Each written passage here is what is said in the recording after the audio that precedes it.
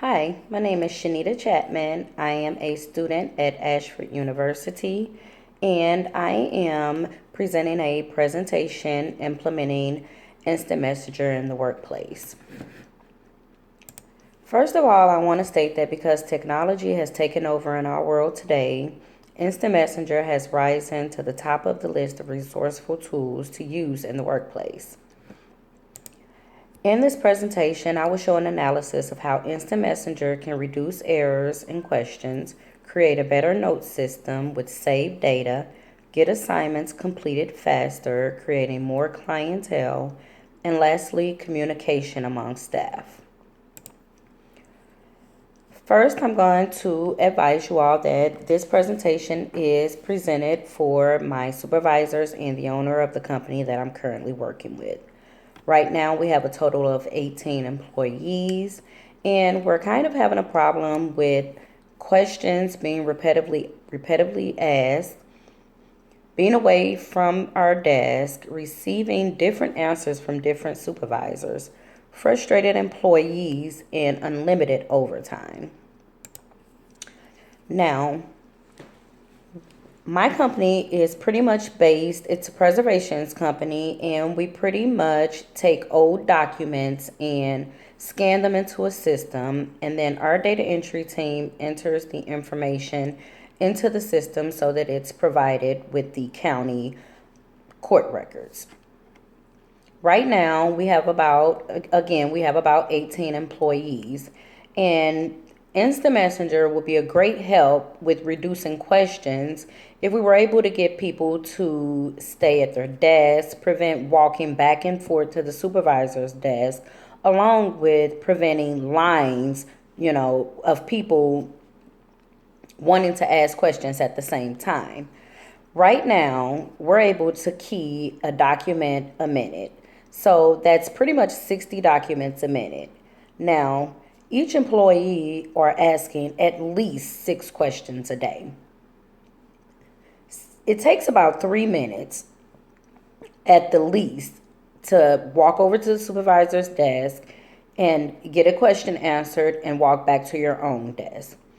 That totals about 18 documents minus the 60 documents, leaving 42 documents an hour that's being keyed, which is not the maximum productivity. Instant Messenger also is a way to save the information and group chatting. If we were able to group chat and ask questions over a group chat throughout the day, we can prevent repetitive questions being asked. We can prevent employees being away from their desk. We can update our procedures on a day-to-day basis, and we can create or break down the communication barrier that new employers may have or those who aren't able to speak as openly as others. It will also reduce mistakes that we may have. Instant Messenger is a great way for employers to get to know each other. Even though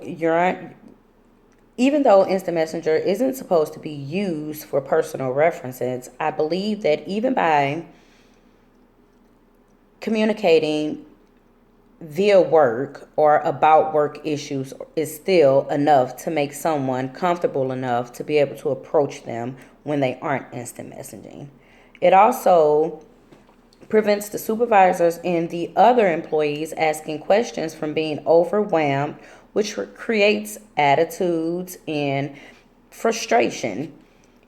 It also makes others feel like questions that they ask aren't unnecessary or stupid or retarded. It makes them feel more comfortable to ask questions because other people are asking questions. The cost of having an instant messenger program pretty much depends on the security level that you want your company to have. Right now, we aren't being monitored to be at our desk. We simply just have to be at our desk to key documents. The longer we're at our desk keying, the more documents that we can get out. Right now, some free programs that allow or provide instant messenger is Yahoo, Spark, and Jabber, just to name a few.